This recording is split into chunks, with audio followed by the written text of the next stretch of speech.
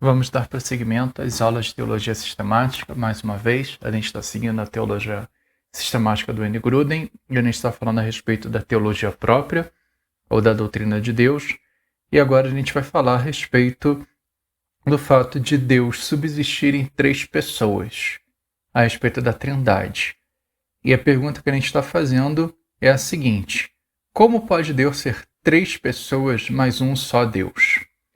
E o que a gente pode dizer inicialmente a respeito disso é o seguinte: Deus existe eternamente como três pessoas, Pai, Filho e Espírito Santo, e cada pessoa é totalmente Deus e há um Deus. Então, essa é a definição com a qual a gente vai estar trabalhando. Em primeiro lugar, a doutrina da Trindade é progressivamente revelada nas Escrituras. Existe uma revelação parcial da Trindade no Antigo Testamento. A palavra Trindade nunca é encontrada na Bíblia, embora a ideia representada pela palavra seja ensinada em muitos lugares. A palavra Trindade significa triunidade, ou três em unidade. É usada para resumir o ensino da Escritura de que Deus é três pessoas, mas há um só Deus. Gênesis 1, 26, por exemplo, diz o seguinte: E Deus disse: façamos o ser humano à nossa imagem, conforme a nossa semelhança. Embora a palavra Trindade não seja usada aqui e nem mesmo a ideia de que são três esteja presente nesse texto, a gente percebe que existe uma pluralidade em Deus. Deus disse: façamos. Quer dizer, com quem Deus está falando aqui? Alguns dizem que Deus está falando com o exército dos céus, que está falando com os anjos.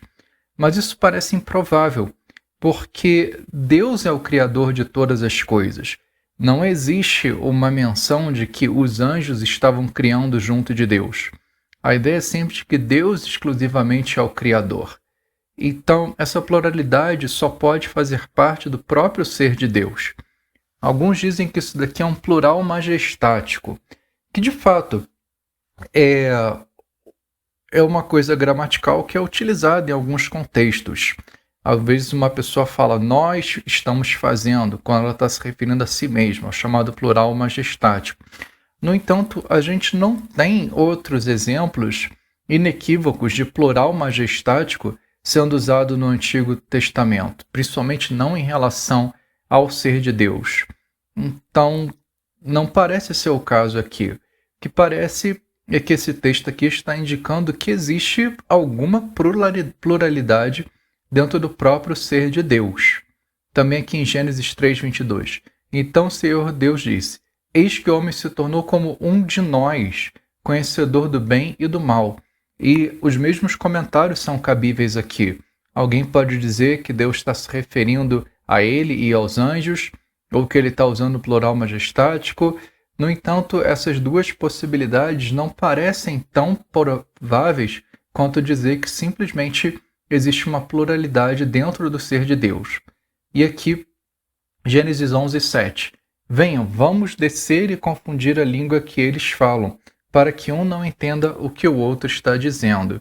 E, de novo, a mesma coisa aqui, dentro desses primeiros capítulos de Gênesis, existe uma indicação de que existe alguma pluralidade dentro do ser de Deus. Agora, saindo de Gênesis, em Isaías 6:8. Depois disso, ouvi a voz do Senhor que dizia: a quem enviarei e quem há de ir nós? Aqui já não em Gênesis, mas num dos profetas, em Isaías também, essa ideia de uma pluralidade no ser de Deus. E nos Salmos, Salmo 45, 6 e 7. O teu trono, ó Deus, é para todo sempre. Cetro de justiça é o cetro do teu reino. O Senhor, ó Rei, ama a justiça e odeia a iniquidade. Por isso, Deus, o seu Deus, o ungiu com óleo de alegria, como a nenhum dos seus companheiros. Isso aqui é citado em Hebreus 1:8. Mas a respeito do Filho diz: o teu trono, ó Deus, é para todo sempre. Cetro de justiça é o cetro do teu reino. Quer dizer, o autor de Hebreus ele interpreta esse salmo afirmando que aqui está sendo mencionado o Pai e o Filho, Deus Pai e Deus Filho. Mas mesmo que a gente se desconsidere agora a evidência encontrada aqui no livro de Hebreus, ainda assim a gente tem que dizer a respeito do Salmo de que existe uma relação entre pessoas dentro do ser de Deus. Também aqui o Salmo 110:1. Disse o Senhor ao meu Senhor: sente-se à minha direita, até que eu ponha seus inimigos por estrado dos seus pés. E isso é colocado aqui em Mateus 22, 41 a 46. Então, reunindo os fariseus, Jesus lhes perguntou: o que vocês pensam do Cristo? De quem é o filho? Eles responderam: de Davi. E Jesus perguntou: então, como é que Davi, pelo Espírito, chama Cristo de Senhor, dizendo: disse o Senhor ao meu Senhor: sente-se à minha direita até que eu ponha os seus inimigos debaixo dos seus pés. Portanto, se Davi o chama de Senhor, como ele pode ser filho de Davi? E ninguém podia lhe responder uma palavra. A partir daquele dia, ninguém mais ousou fazer perguntas.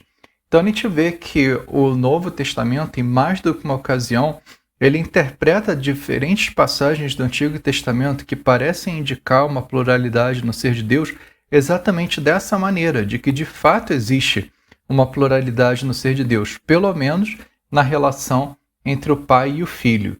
E aqui em Isaías 61:1, o Espírito do Senhor Deus está sobre mim, porque o Senhor me ungiu para pregar boas novas aos pobres, enviou-me a curar os quebrantados de coração, a proclamar a libertação aos cativos e pôr em liberdade os algemados. E aqui em Isaías 63:10, mas eles foram rebeldes e contristaram o Espírito Santo. Por isso, ele se tornou inimigo deles e ele mesmo lutou contra eles.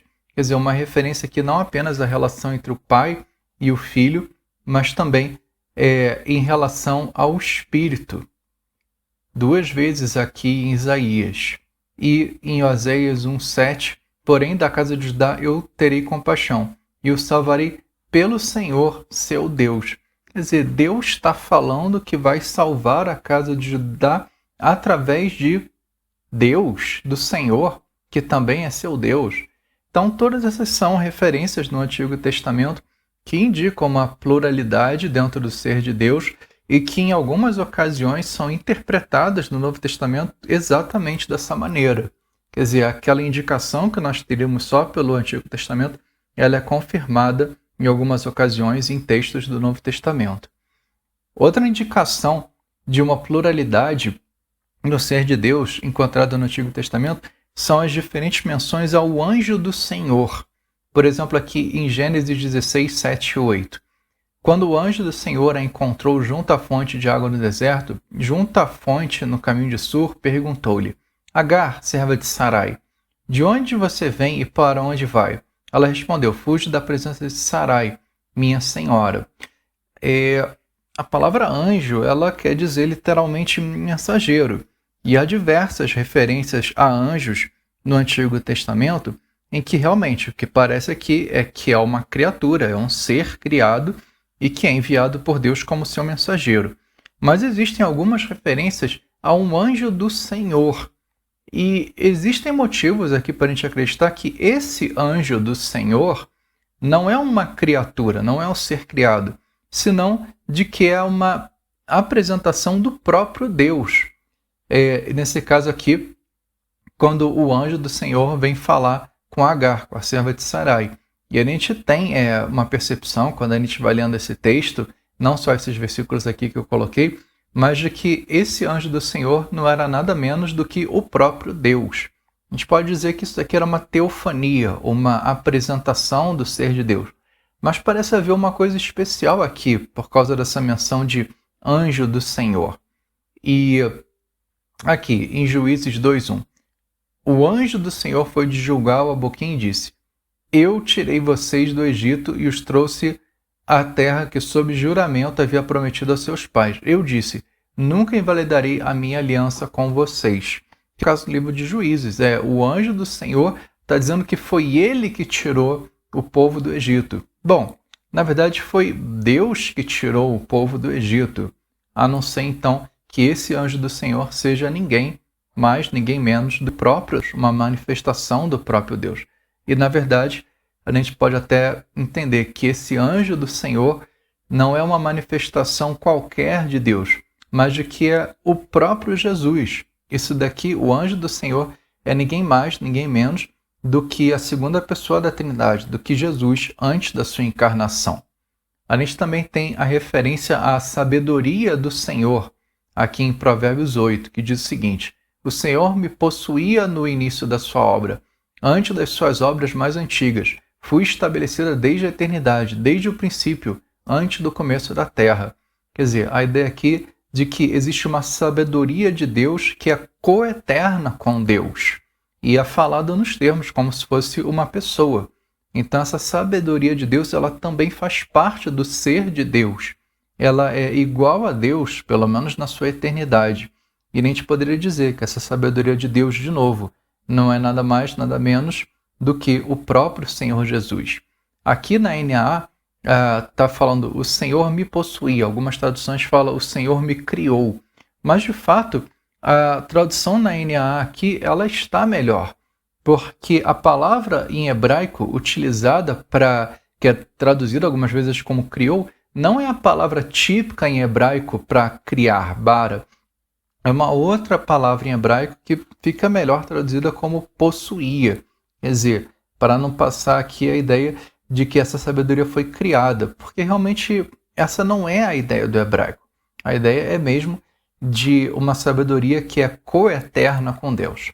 Então, com tudo isso, a gente pode dizer que existe uma revelação parcial da Trindade no Antigo Testamento.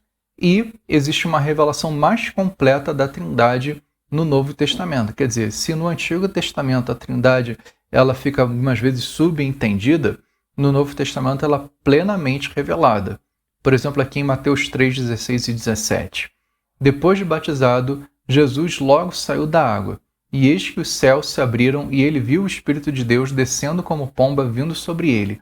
E eis que uma voz dos céus dizia: Este é o meu Filho amado, em quem me agrado. Quer dizer, nesse texto aqui, tem textos paralelos nos outros evangelhos, a gente vê o Pai, o Filho e o Espírito Santo. E aqui em Mateus 28, 19.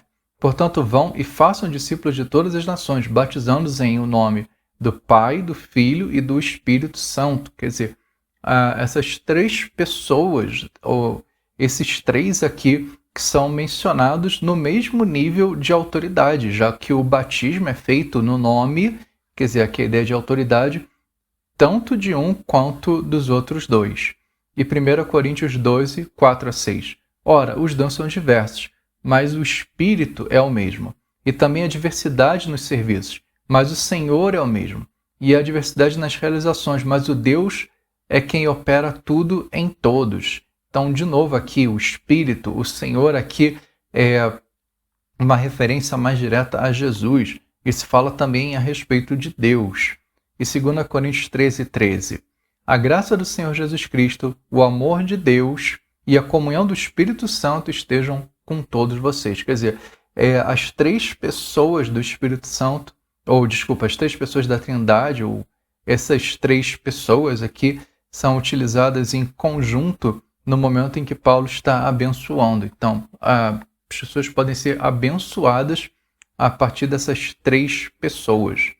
E também aqui Efésios 4, de 4 a 6. Há somente um corpo e um espírito, como também é uma só a esperança para a qual vocês foram chamados.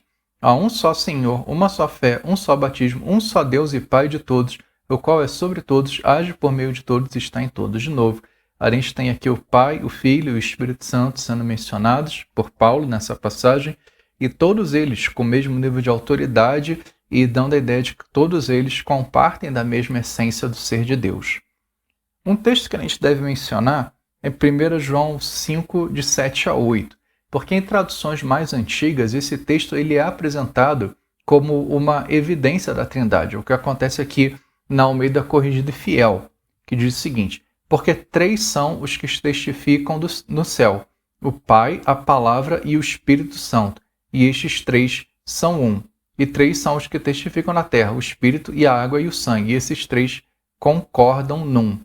Essa tradução da Almeida Corrigida Fiel, ela está baseada no chamado Textus Receptus, que por muito tempo foi a base para traduções bíblicas. No entanto, desde então, nós encontramos outros manuscritos que são mais antigos e que parecem refletir o conteúdo original daquilo que foi deixado pelos autores bíblicos. Por isso que aqui na Almeida Revista e Atualizada, esse trecho aqui, no céu, o Pai, a Palavra e o Espírito Santo, esses três são um, ele ainda aparece aqui. No entanto, aparece entre colchetes. A explicação dos tradutores ou dos editores da Almeida Revista Atualizada é que eles colocam em colchetes justamente por isso, porque aqueles manuscritos mais antigos e que parecem refletir melhor aquilo que foi deixado pelos autores originais não contém essas palavras daqui. Essas palavras parecem ser uma adiação posterior. E quando a gente chega na nova Almeida Atualizada, a gente nem sequer tem esse texto em colchetes. Ele já foi deixado de lado mesmo, e o texto então fica assim: pois há três que dão testemunho, o Espírito, a água e o sangue, e os três são unânimes num só propósito. Quer dizer, não há uma referência à Trindade aqui nesse texto, embora essa referência apareça em alguns dos manuscritos que foram produzidos posteriormente. A conclusão de muitos, não de todos, mas de muitos dos estudiosos, é de que, de fato, essas palavras, então, elas não fazem parte do texto original deixado aqui pelo apóstolo João. Então, de toda maneira, fica sendo um texto que seria muito bom para a gente defender a Trindade, mas ele se torna controverso por essas questões. De toda maneira, a gente não precisa de 1 João 5, de 7 a 8, para demonstrar a existência da Trindade no texto do Novo Testamento. Como a gente já viu, existem outros textos que são inequívocos na sua representação em manuscritos e que falam a respeito da mesma coisa. Então, a gente tem a doutrina da Trindade progressivamente sendo revelada na Bíblia. Depois a gente tem três declarações que resumem o ensino bíblico. E as três declarações são as seguintes: Deus é três pessoas. Cada pessoa é totalmente Deus. E existe um Deus. Essas são três afirmações que nós podemos fazer a respeito das Escrituras e que resumem, então, o ensino daquilo que a gente chama de Trindade. Em primeiro lugar, Deus é três pessoas. O Pai não é o Filho. O Pai não é o Espírito Santo. E o Filho não é o Espírito Santo. Então, são três pessoas e existem aí distinções entre essas três pessoas. Realmente, cada uma delas tem uma personalidade parada. Aqui, em João 1, 1 e 2. No princípio era o Verbo, e o Verbo estava com Deus, e o Verbo era Deus. Ele estava no princípio com Deus. Então aqui a gente vê uma distinção entre o que está sendo chamado aqui de Verbo e Deus. Uma coisa é o Verbo e outra coisa é Deus. A gente entende que aqui o Verbo é o Logos no original, está falando a respeito do Filho, que existe então uma distinção entre o Filho e o Deus, aqui seria o Deus Pai. Embora se diga que o Verbo era Deus. Existe uma controvérsia aqui, que é trazida pelas Testemunhas de Jeová, que traduzem esse texto dizendo que o Verbo era um Deus.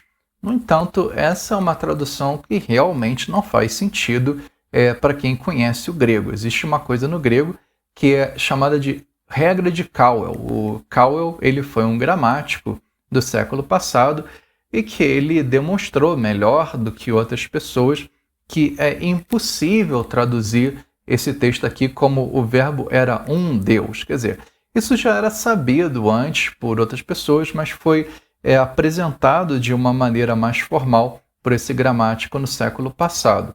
Quer dizer, a maneira como o João está escrevendo aqui, na verdade, é a maneira gramaticalmente mais correta que ele poderia escrever para dizer que esse verbo compartilha da mesma essência da deidade que o Pai.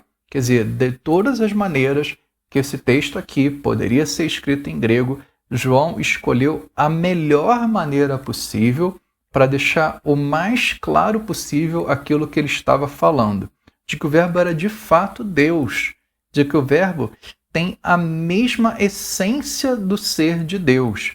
Então, quer dizer, ao mesmo tempo aqui e que ele está falando que existe uma distinção entre o verbo e Deus, ele está falando que o verbo também é Deus.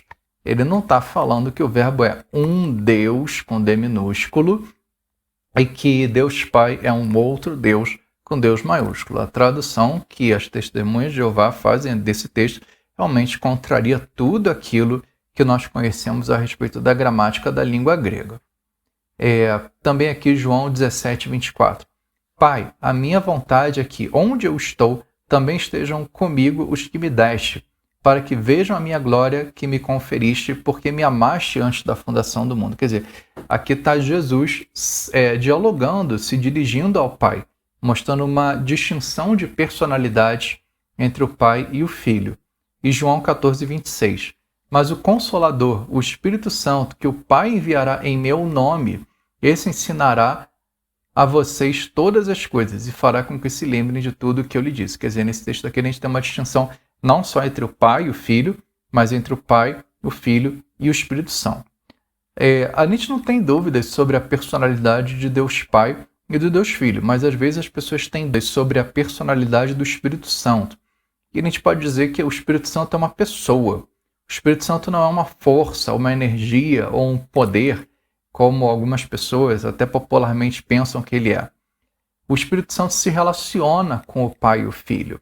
É o que tem aqui em Mateus 28, 19. Portanto, façam discípulos de todas as nações, batizando-os em nome do Pai, do Filho e do Espírito Santo. Ele é colocado aqui no mesmo nível com o Pai e o Filho. Assim, a ideia de que o Espírito Santo, tanto quanto o Pai e o Filho são pessoas, o Espírito Santo também é uma pessoa. Ou então aqui em 1 Coríntios 12, 4 a 6. Ora, os dons são diversos, mas o Espírito é o mesmo, e também a diversidade nos serviços, mas o Senhor é o mesmo, e por aí vai. Então, quer dizer, existe aqui um relacionamento entre o Espírito, o Pai e o Filho. Uma coisa que não poderia acontecer com uma energia ou com uma força, que não interage com as pessoas dessa maneira. O Espírito Santo ele é chamado de Ele, e não isso. Se o Espírito Santo fosse uma coisa impessoal, existiria uma maneira na língua grega de se referir ao Espírito Santo. Seria isso. E, no entanto, o Espírito Santo é chamado de Ele, como se chama a uma pessoa. E o nome Consolador também implica personalidade. Mas o Consolador, o Espírito Santo, que o Pai enviará meu nome, esse ensinará a vocês todas as coisas e fará com que se lembrem de tudo que eu disse. João 14, 26. E João 15, 26. Quando, porém, vier o Consolador, que eu enviarei a vocês da parte do Pai, o Espírito da verdade que dele procede, esse dará testemunho de mim. O Espírito Santo performa várias atividades que são típicas de uma pessoa. Ensino, consolação, testemunho, intercessão, distribuição de dons, fala e muitos outros. Um exemplo disso está aqui em Efésios 4:30. E não entristeçam o Espírito Santo de Deus, no qual vocês foram selados para o dia da redenção. O Espírito Santo pode ser entristecido, que é o que acontece com uma pessoa, não o que acontece com uma entidade impessoal, como uma força ou uma energia. Então a gente tem aí claramente que Deus é três pessoas. O Espírito Santo é uma pessoa, o Filho é uma pessoa e o Pai também é uma pessoa. A segunda afirmação que a gente deve fazer é que cada pessoa é totalmente Deus. O Pai é claramente Deus. A gente não precisa nem se deter muito tempo nisso. Mas o Filho também é totalmente Deus. Quando fala aqui de novo, em João 1:1, que no princípio era o Verbo estava com Deus, o Verbo era Deus. Quer dizer, uma afirmação clara, a gente já explicou um pouco da gramática desse texto, de que o Filho é tão Deus quanto Deus Pai. E também que João 20, 27 e 28. E logo disse a Tomé, põe aqui o seu dedo e veja as minhas mãos, estenda também a sua mão e ponha do meu lado, não seja incrédulo, mas crente. Ao que Tomé lhe respondeu, Senhor meu e Deus meu. Quer dizer, Tomé se refere a Jesus como Deus, uma coisa que Jesus não corrige. E Hebreus 1, 3 e 4. O Filho, que é o resplendor da glória de Deus e a expressão exata do seu ser. E segue aqui o texto, mas a ideia, o Filho é tão Deus quanto Deus Pai. Ele tem a mesma essência, ele tem a expressão exata do ser do Pai. E Isaías 9,6. Porque um menino nos nasceu, um filho se nos deu. O governo está sobre seus ombros, seu nome será maravilhoso, Deus forte, Pai da eternidade, Príncipe da paz. Quer dizer, são títulos que são dados ao Filho que só poderiam ser dados ao próprio Deus. O Espírito Santo também é totalmente Deus. De novo, o texto de Mateus 28, 19, e que o Espírito Santo é colocado lado a lado do Pai e do Filho, como tendo autoridade para que no nome deles a gente possa fazer batismos. Ou então aqui em Atos 5, 3 e 4. Então Pedro disse: Ananias, por que você permitiu que Satanás enchesse seu coração para que você mentisse ao Espírito Santo retendo parte do valor do campo? Não é verdade que conservando a propriedade seria sua e depois de vendida o dinheiro não estaria em seu poder? Por que você decidiu fazer uma coisa dessas? Você não mentiu para homens, mas para Deus. Quer dizer, mentir ao Espírito Santo é mentir para Deus. Ou 1 Coríntios 3,16. Vocês não sabem que são santuário de Deus e que o Espírito de Deus habita em vocês? Quer dizer, a ideia aqui de que Deus está habitando em nós, nós somos santuário de Deus, porque é o Espírito de Deus que habita em nós. Então, o Espírito é Deus. E João 3,5. Em verdade lhe digo, quem não nascer d'água e do Espírito não pode entrar no reino de Deus.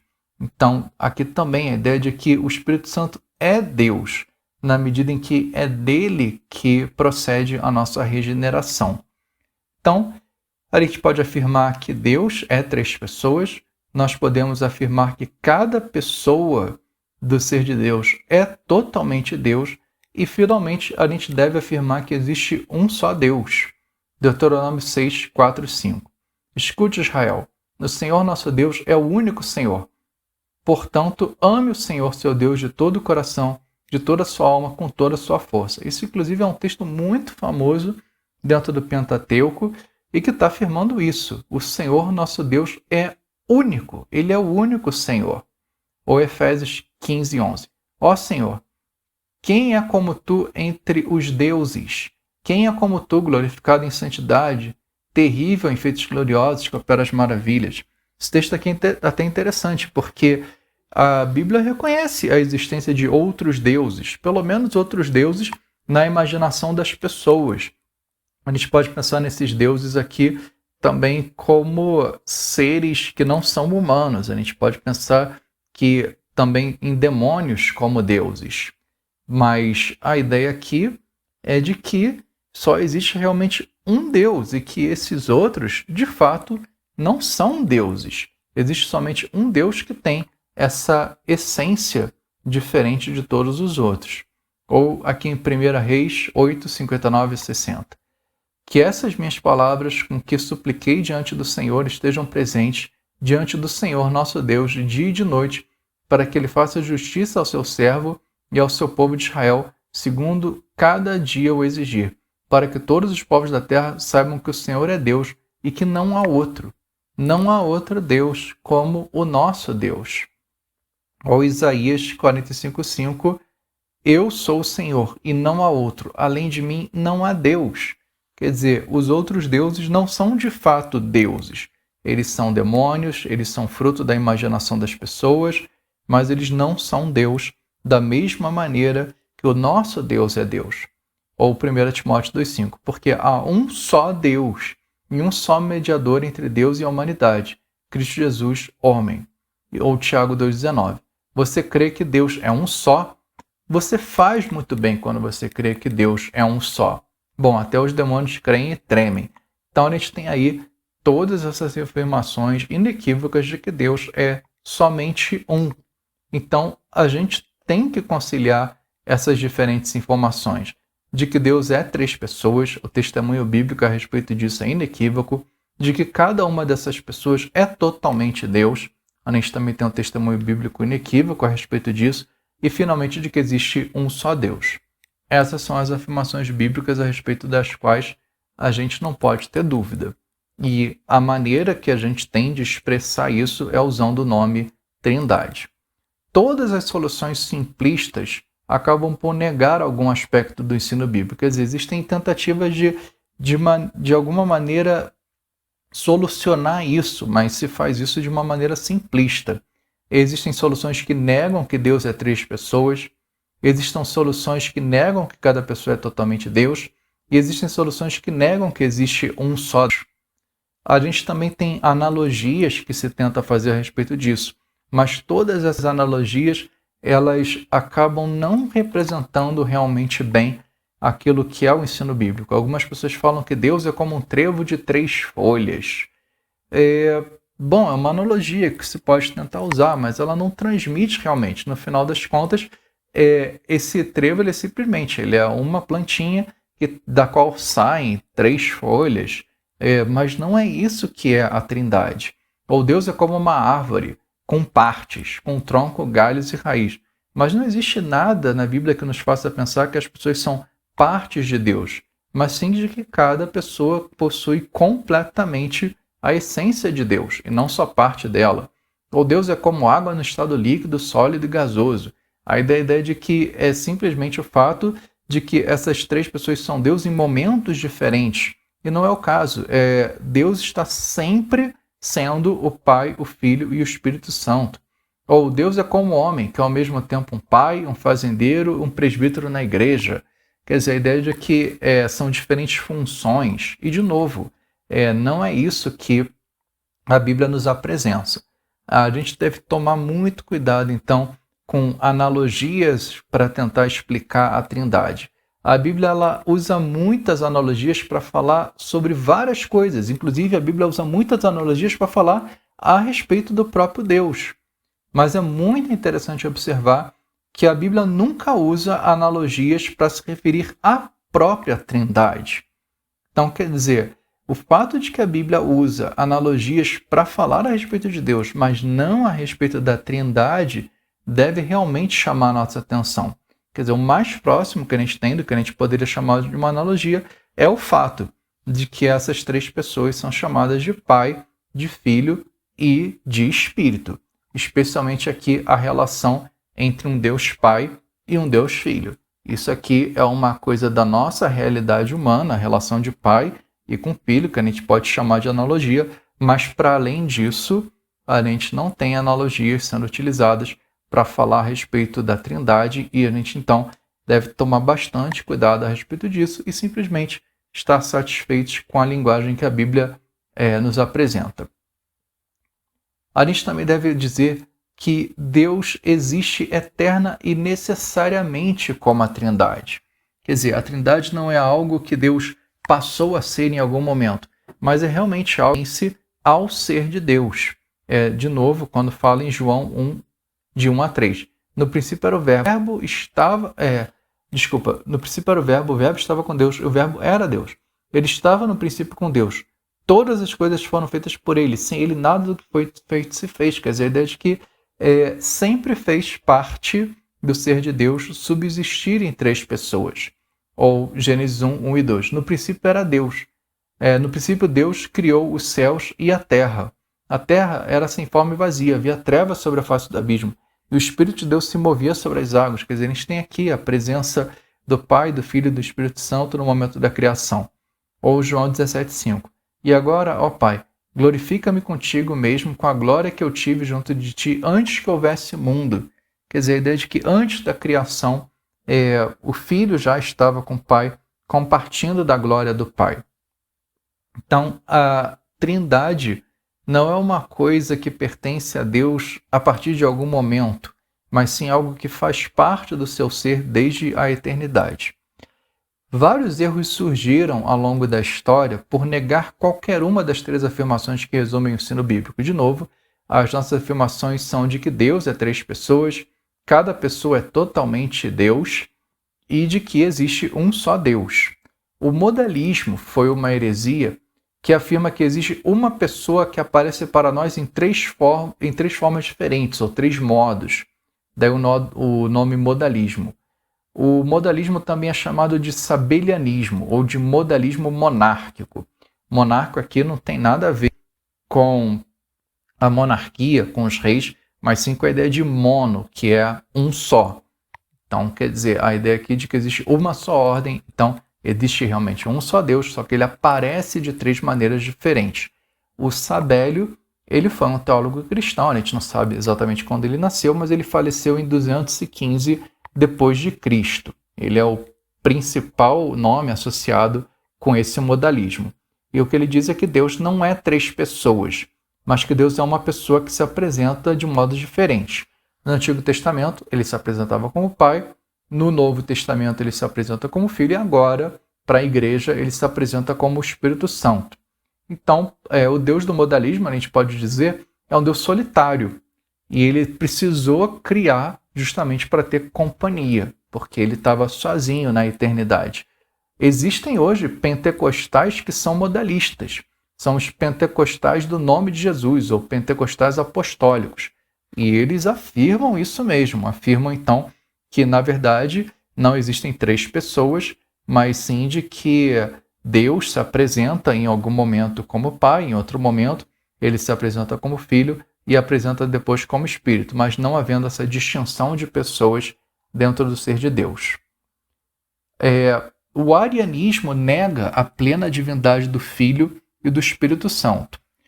Ário foi um presbítero na igreja de Alexandria e ele argumentou que Cristo foi gerado como uma criatura inferior de Deus o Pai.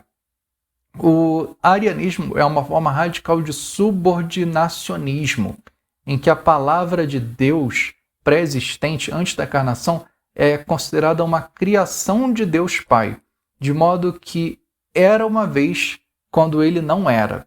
Esse é um resumo do ensino diário ou do arianismo. Dizer isso, era uma vez quando ele não era. Alguma vez alguém perguntou se esse arianismo tem alguma a ver com o arianismo dos nazistas. Não, não tem nada a ver. São coisas completamente diferentes, é só uma coincidência de nomes aqui. Não se preocupem com isso. Realmente a palavra arianismo aqui nesse contexto vem de um nome próprio, de uma pessoa chamada Ário, que ensinava isso.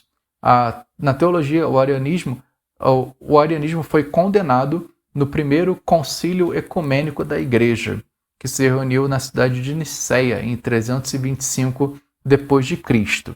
O Ário ele tomava alguns textos aqui para poder corroborar com a interpretação dele. João 1,14 diz que Jesus é o unigênito do Pai. Então tem a ideia aqui de que Jesus foi gerado. Essa é o que a palavra unigênito quer dizer. É o único que foi gerado do Pai. E também João 3,16 é um texto bem conhecido, no qual isso também é falado, que o Filho ele é unigênito, ele foi gerado. E, de novo, em 1 João 4,9, existe as fontes todos aí do apóstolo João, é dito que o Filho foi gerado pelo Pai. A resposta da igreja ao arianismo veio na forma do Credo de Niceia, que diz que nós cremos em um Senhor Jesus Cristo, o unigênito Filho de Deus, quer dizer, nós afirmamos aquilo que está presente nas Escrituras, que ele é unigênito, gerado, quer dizer, aqui é até meio redundante, porque a palavra unigênito quer dizer que ele foi gerado, mas a gente diz o seguinte, ele foi gerado pelo Pai antes de todos os séculos. Ele foi gerado pelo Pai na eternidade. Então, essa é uma geração eterna. Deus de luz, Deus de Deus, luz da luz, verdadeiro Deus de verdadeiro Deus. Todas essas expressões, elas são expressões bíblicas e estão querendo dizer que o Filho tem a mesma divindade que o Pai. Ele é tão verdadeiro Deus quanto Deus Pai é verdadeiro Deus. E a frase gerado, não feito. Então a gente quer fazer aqui uma distinção. O Filho foi gerado pelo Pai. Ele não foi criado pelo Pai, ele não foi feito pelo Pai. Ele é de uma só substância com o Pai. Quer dizer, aqui é uma expressão na língua grega, quer dizer, para dizer que ele tem a mesma essência do Pai. Ele não está numa essência inferior à do Pai, ele não é uma criatura. Então essa foi a resposta da igreja à heresia apresentada pelo Ário.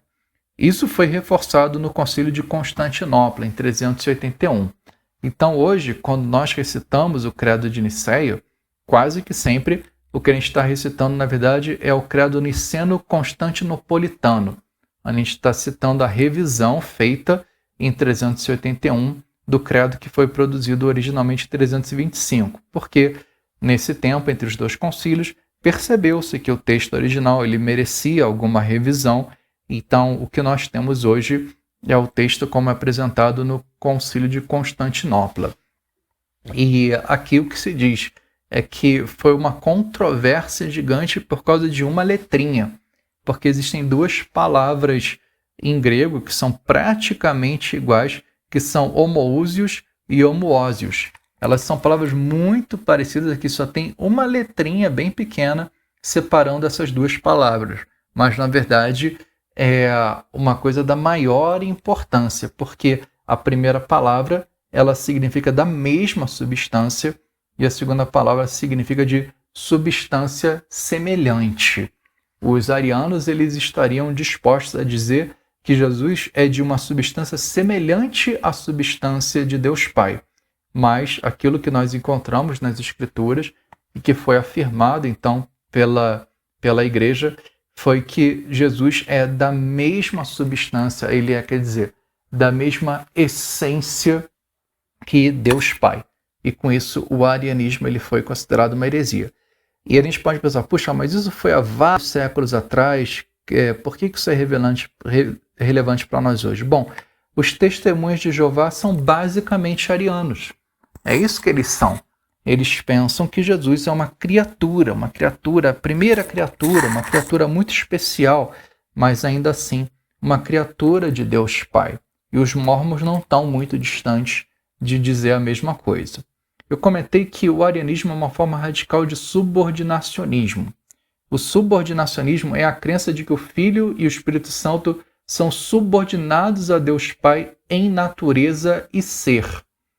Uma forma original de subordinacionismo é associada a Orígenes de Alexandria. A Orígenes também, ele foi um teólogo cristão dos primeiros séculos do cristianismo, muito destacado, na verdade. Mas, nesse ponto aqui, os ensinos de Orígenes foram considerados heréticos pelos concílios ecumênicos, principalmente o concílio de Nicéia em 325. Então, tem várias coisas aí produzidas por Orígenes que são importantes, que podem nos ajudar, inclusive hoje, e que foram importantes para a igreja naquele período, mas nesse ponto aqui, ele não estava ensinando aquilo que a Bíblia nos ensina. O Atanásio, que é o autor do chamado Credo de Atanásio, ele foi um dos principais adversários de Orígenes nessa questão do subordinacionismo. Então, de novo, a ideia de que o Espírito e o Filho estão subordinados no seu ser, na sua essência, ao Pai. Outro erro que também surgiu foi o adocionismo. O adocionismo vem de adoção, e a crença segundo a qual Jesus era um ser humano qualquer, um ser humano normal, que foi adotado como filho de Deus. Isso aqui também é uma forma de monarquianismo. A gente já comentou a respeito de sabelianismo, que é uma forma de monarquianismo. Isso aqui está associado ao monarquianismo chamado dinâmico, quer dizer, porque existe um movimento aqui, um movimento no qual o filho ele passa a ser filho no momento em que ele é adotado pelo pai. Outra coisa que também surgiu, que foi controversa, é a chamada cláusula filioque. A cláusula filioque ela vem do latim do filho, e é uma frase encontrada na versão latina do Credo Niceno-Constantinopolitano, que a gente já comentou, mas que não está presente no texto grego original.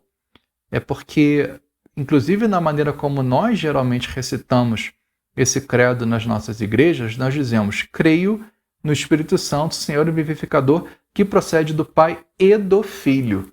Essa frase aqui, e do Filho, é a tal cláusula filioque, que foi acrescentada nas igrejas de língua latina, nas igrejas do Ocidente, mas que não faz parte do texto original deixado lá nos primeiros concílios ecumênicos.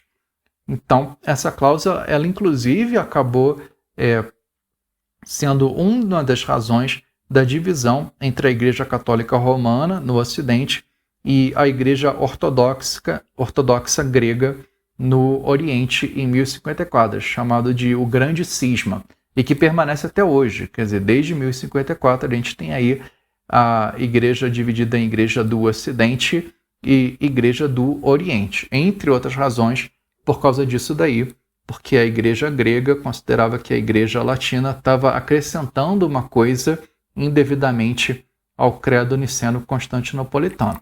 Bom, nós somos descendentes dessa igreja ocidental, da igreja latina, e nós geralmente usamos a cláusula filioque quando nós recitamos o credo niceno-constantinopolitano.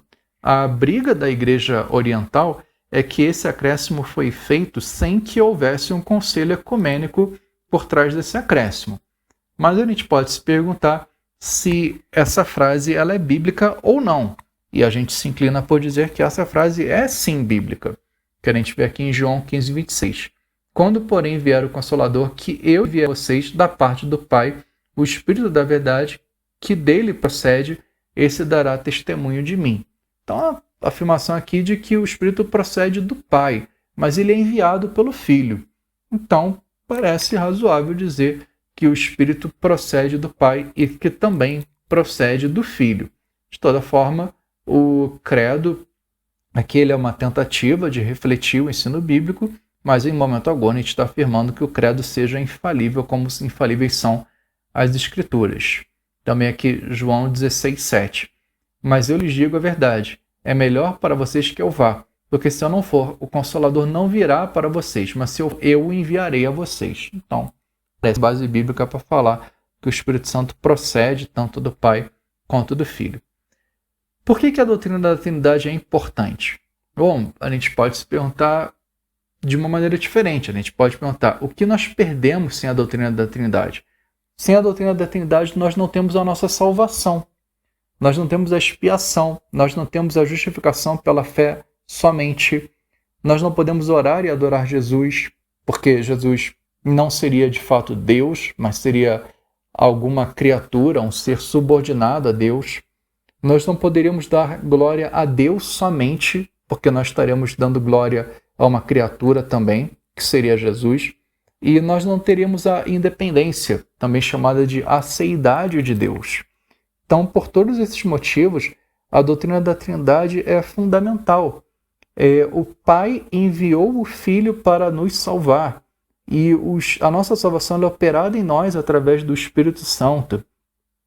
Todas essas três pessoas são Deus e elas participam da nossa salvação. A gente não poderia ter a gente não poderia ser justificado pela fé somente se não fosse pela doutrina da Trindade, porque nós não teríamos um filho para morrer em nosso lugar e para viver uma vida perfeita no nosso lugar, que é totalmente Deus. A nossa salvação só é possível a partir da doutrina da Trindade. Daí a gente vê, assim, no nível muito pessoal, a importância dessa doutrina. E a gente não poderia dar glória a Deus somente. A gente teria que dar glória também compartida por uma criatura. Então, a gente tem aí, pelo menos algumas coisas aí, nos mostrando a importância da doutrina da Trindade para nós, para a nossa salvação e para a nossa vida hoje. Algumas pessoas pensam num triteísmo, que existem três deuses. Bom, a rigor, não existe nenhuma igreja cristã hoje que esteja abertamente defendendo o triteísmo. Se existe, deve ser bem pequena, a gente nem conhece. Mas a gente deve tomar cuidado, porque às vezes de uma maneira subconsciente, de uma maneira descuidada, a gente acaba defendendo que efetivamente é um triteísmo, quer dizer, de que existem três deuses. Então, são cuidados aí que a gente deve tomar. A gente deve permanecer sempre bem firmes naquilo que a palavra de Deus de fato afirma a respeito desse assunto. Quais são as distinções entre o Pai, o Filho e o Espírito Santo? As pessoas da Trindade têm diferentes funções primárias em relação ao mundo. Aqui a gente costuma fazer uma distinção entre a Trindade econômica e a Trindade ontológica. Econômico aqui não tem nada a ver com dinheiro, mas é uma acepção mais antiga da palavra economia, que é alguma coisa como a utilização de recursos. Então, a gente pode dizer que existe uma maneira como a Trindade se relaciona com a criação. É isso que a gente chama de Trindade econômica. E ontológico vem de onto, quer dizer ente, ser, e é as relações internas da Trindade no seu próprio ser em toda a eternidade. Então, a Trindade econômica é a maneira como a Trindade se relaciona com a criação, e a Trindade ontológica é como a Trindade se relaciona em si mesma. E geralmente os teólogos eles fazem diferenças entre essas duas coisas, de que a relação da Trindade com a criação ela deve ser distinguida das relações da Trindade consigo mesma. Principalmente a ideia de que na Trindade econômica o Filho está subordinado ao Pai. No plano da salvação, o Filho se subordina, se coloca debaixo da vontade do Pai, mas na Trindade ontológica isso não acontece, de que existe uma igualdade perfeita entre as pessoas da Trindade. O Wayne Grudem ele segue uma linha um pouco diferente, na qual ele considera que existe uma igualdade entre as três pessoas da Trindade no seu ser, mas de que isso não impede que exista uma desigualdade de funções, mesmo na Trindade ontológica. Isso gera um pouco de controvérsia, é uma controvérsia na qual a gente ainda permanece e que ainda é fruto de bastante discussão. Então esse é um assunto no qual a gente não vai se aprofundar muito aqui, mas só fazer o comentário de que eu, pessoalmente, acho que o Wayne Grudem está falando coisas que têm embasamento bíblico. Afinal de contas, é isso que a gente deve fazer, é sempre buscar o embasamento bíblico para as nossas afirmações. Mas, de toda maneira, fica aí que nós temos a Trindade econômica e a Trindade ontológica como maneiras mais consagradas de se falar a respeito desse assunto e uma tendência maior aí de se afirmar de que somente na relação com a criação é que nós temos uma subordinação do Filho ao Pai e não dentro do próprio ser de Deus. Mas vamos lá. Existem distinções no papel das pessoas na sua relação com a criação e também existem distinções na obra da redenção. Isso não é controverso. Isso é uma coisa que, de fato, é reconhecido pelos mais diferentes teólogos aí que procuram entender o ensino das Escrituras. Deus Pai não morreu na cruz. Aliás, existe outra heresia, que é o patripassianismo, que é uma versão de sabelianismo, que a gente já falou, modalismo ou monarquianismo modalista, segundo o qual o Pai morreu na cruz. Aqui é de paixão, né? Pátria é de pai e passianismo é de paixão. É a paixão do Pai. E algumas pessoas acabam ensinando isso daí até sem perceber. A ideia então de pensar que foi o Pai que morreu por nós, e não é o caso. Foi Jesus que morreu por nós na cruz. As pessoas da Trindade existiram eternamente como Pai, Filho e o Espírito Santo. Até uma pergunta que a gente pode fazer é se o Pai poderia hipoteticamente ter morrido na cruz, ou se o Filho poderia hipoteticamente ter pairado as águas e não o Espírito Santo lá na criação. Se essas três pessoas são iguais no seu ser, será que a gente poderia pensar que essas funções que foram feitas por elas poderiam ter sido feitas de uma maneira diferente? Essa é uma pergunta bastante difícil de responder, mas o que a gente pode dizer é que a Trindade econômica flui naturalmente da Trindade ontológica. Essa é uma informação que a gente encontra com uma certa frequência. A ideia de que, de alguma maneira, dentro da Trindade ontológica, dentro das relações entre essas três pessoas, já existia alguma coisa a respeito do Filho que tornava natural que ele fosse morrer na cruz e não o Pai ou não o Espírito Santo. E da mesma maneira que na criação o Espírito Santo fosse ter um papel que o Pai ou o Filho não iriam ter. É o que a gente vê aqui em Efésios 3, 14 e 15. Por essa razão eu me ponho de joelhos diante do Pai, de quem toda a família nos céus e na terra recebe o nome. Pode ser uma referência aqui bastante sutil, mas a ideia de que nós chamamos Deus de Pai por uma razão. É de que realmente existe alguma paternidade no ser dele desde toda a eternidade. E de que o Filho também, existe essa geração do Filho em toda a eternidade. Ele sempre foi o Filho. então que faria sentido que ele também fosse aquele que é enviado pelo Pai para morrer por nós na cruz.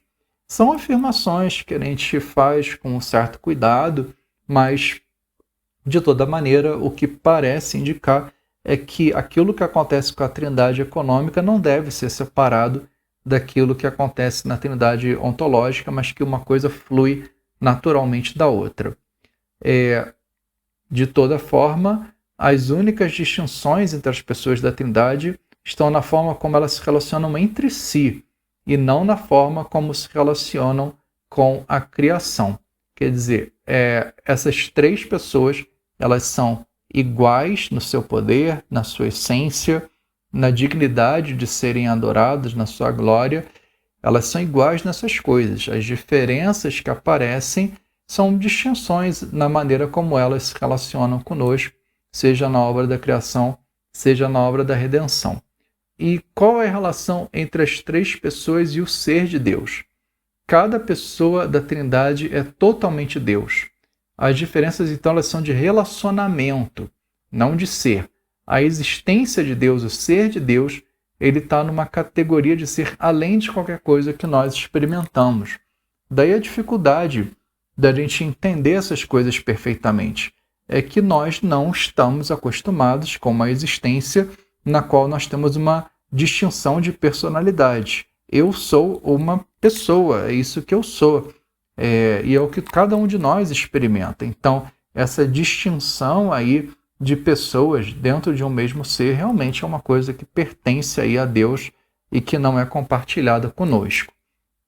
O credo de Atanásio, ele é uma maneira que a gente encontrou na história da igreja de tentar resumir e expressar o ensino bíblico a respeito disso, colocando aqui só um trecho desse credo que diz o seguinte: todo aquele que quiser ser salvo é necessário, acima de tudo, que sustente a fé universal, a qual, a menos que cada um preserve perfeita e inviolável, certamente perecerá para sempre. Mas a fé universal é essa, que adoremos um único Deus em Trindade, e a Trindade em unidade, não confundido as pessoas nem dividido a substância, porque a pessoa do Pai é uma, a do Filho é outra, a do Espírito Santo é outra. Mas no Pai, no Filho e no Espírito Santo há uma mesma divindade, igual em glória e coeterna majestade. O que o Pai é, o mesmo é o Filho e o Espírito Santo. E na verdade o credo ele segue aí, mas essas primeiras frases aí elas já dão para ilustrar para a gente a afirmação que nós estamos tentando fazer a respeito da mesma essência do Pai, do Espírito Santo, embora essa distinção de personalidades. Será que a gente vai poder algum dia compreender a Trindade? O que a gente pode dizer é que, sim, nós podemos compreender a Trindade, porque nós compreendemos que existe um só Deus que subsiste em três pessoas. Nós entendemos isso. A questão é que a gente não consegue entender isso exaustivamente. Sempre vai haver alguma coisa a respeito do ser de Deus que vai estar além daquilo que nós podemos compreender totalmente. Então a gente pode dizer propriamente que a Trindade é um mistério para nós. Às vezes a palavra mistério ela é utilizada de uma maneira muito gratuita, mas essa sim é uma doutrina bíblica que pode ser propriamente chamada de mistério. A gente tem que fazer aqui uma distinção entre mistério, contradição e paradoxo. E dizer que a Bíblia não contém nenhuma contradição. Uma contradição é realmente uma afirmação em que as diferentes partes dessa afirmação se anulam ou se contradizem. Seria uma contradição a gente dizer que Deus é um Deus e é três deuses. Isso é uma contradição.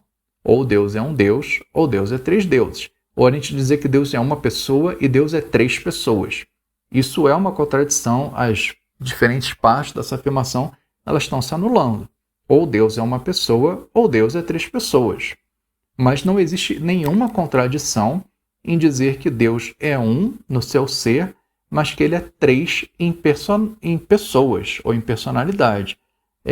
Isso não é uma contradição. Mas isso é uma afirmação que nós não podemos entender perfeitamente bem. Um paradoxo é uma afirmação que parece uma contradição, mas que quando a gente examina, a gente percebe que, na verdade, não é uma contradição. Eu poderia dizer, eu sou pai e filho.